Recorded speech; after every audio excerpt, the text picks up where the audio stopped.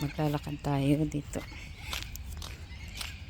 Exercise lang, paikot-ikot lang para meron naman tayong magawa na mabuti at para sa ating katawan, no?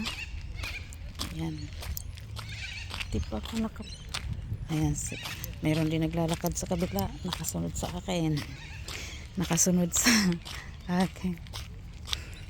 Kailangan mag-exercise. Kahit naka high heels pa yan. Kahit naka high heels pa. Ayan, di ba? May nagkasunod. May nakasunod sa akin. Galing ako magsimba.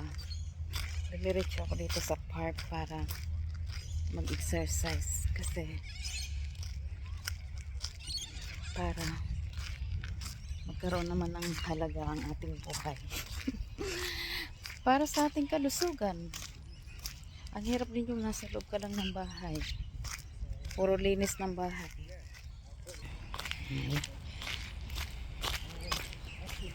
Actually, baba, pataas, pababa, pataas. Kailangan natin ng baba, pataas. Yan ang park. Yan ang park. Ang ganda kasi may pataas, may pababa. Mas mamaya pa. Bihira ako pumunta dito kasi bihira lakad. Tamad minsan, no? Nakakatamad din kasi gusto lang nakahilata. Hindi, nandiyon lang sa bahay naglilinis, nagluluto, yun lang. Pero iba kasi yung lakad na yung para sa ating kalusugan, ating health. Health is wealth. Ayan, maraming nagpiknik yata, oh. May naka-sit up na. Maraming naka-sit up, oh. Sige. Isang ikot lang ako. Pinapawisan na ako, eh. Pawis na konti lang. Pawis na konti lang. Gusto ko tumakbo-takbo. Kaso lang naka high heels man ta. Naka high heels. Ayan, kung gusto mo mag-inom ng tubig. Ayan, oh, may naka-sit up. Talaga lang, ha. Oh, kung gusto mo mag-inom ng tubig, ano ba? Ayan, tubig.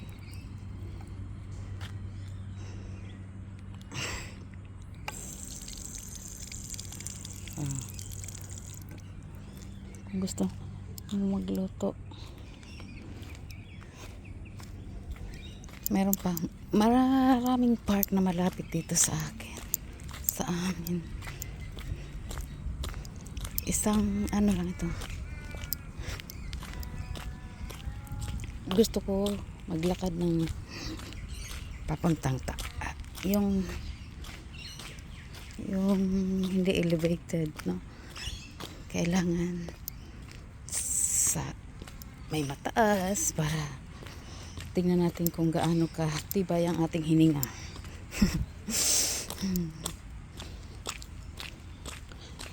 Tapos doon ako babalik. Doon ako lalabas sa kabila. Kailangan magsakripisyo. Grabe sa sakripisyo, no? Yan. Bakit parang may party dito kanina? May party ba? Bahay namin nandyan lang, oh. Malapit. Dito kami nagpalipad ni Ivan ng drone. Tapos yung drone niya pala na wala doon sa Pilipinas. Kasi na-lowbat yung kanyang control, kanyang drone yata. Pinalipad niya doon sa Global City, sa BGC. Tapos bumagsak sa kalsada.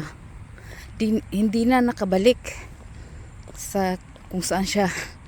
Kaya ayun, nakita din niya dahil naka-record nasa kanya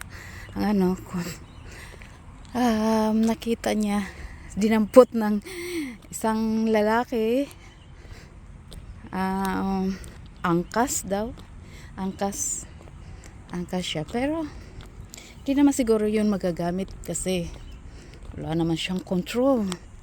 So yung body lang ng ng drone, so di rin yata yun mapakinabangan. Di na po nasa gitna kasi ng kalsada, hindi na niya nakita, malayo siya. Syempre kahit sana lang yung babagsak pag wala ng kaya yun, wala na yung dito nagsutok-tok. Bababa na tayo. Kaya wala na yung drone niya. Sabi ko, wag na bumili, mahirap din naman magpalipad ng drone. Drone. Kasi may mga area na hindi ka pwede magpalipad. No? So, goodbye na lang muna yung drone niya. Kaya, yun. Wag na muna magsayang ng pera.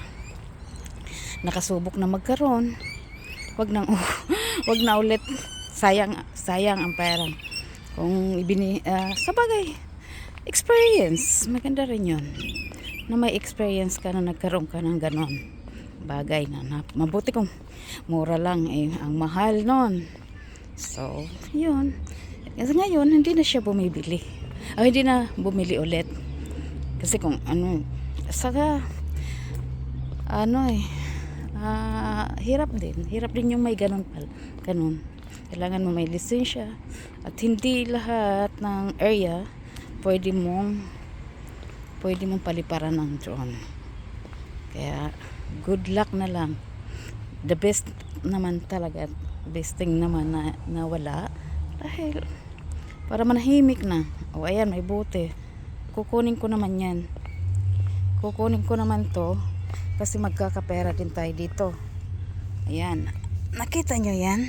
Nakita mo yan, di ba dumi yan sa kalsada, mga basura din, pero magkakapera ka dito kasi meron yan siyang 10 cents. Di ba? Ayan, kaya kunin natin. Kunin na natin para ayan, may pera yan. Ayan nakalagay, 10. Ayan. Naglalakad ka lang tapos nakakuha ka na agad ng 10 cents. Hindi cash, kundi lang. Ayan. So, yan na muna guys. Shout out sa ating mga viewers dyan. Ating mga masugid na taga-subaybay. Good luck to everybody and God bless.